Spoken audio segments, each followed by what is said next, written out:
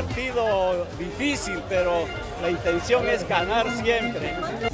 Przyleciała gdzieś na kwiat. O, ale sztucia jest gagatem. Atakuje niespodzianie z tego wielkiego Noi abbiamo la śniadania. fiducia di questo giocatore, quindi speriamo oggi che vinciamo. Ok? Forza Palestina! Zbiera nektar gdzieś na kwiatach, a tam dużo w tulipanie czeka sobie na śniadanie.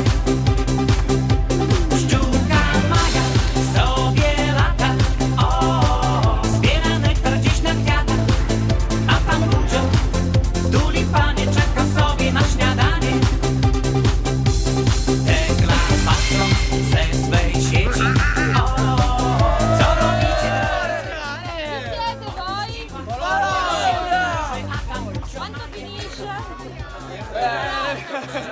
Il finale. Pronostico. Viva lo sport! Per Dai, una ok, giustizia ok. etica.